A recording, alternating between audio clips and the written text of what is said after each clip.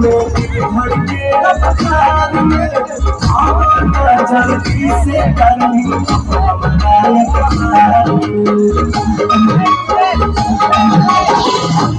खेती लगा भड़के रफ्तार में जल्दी से करनी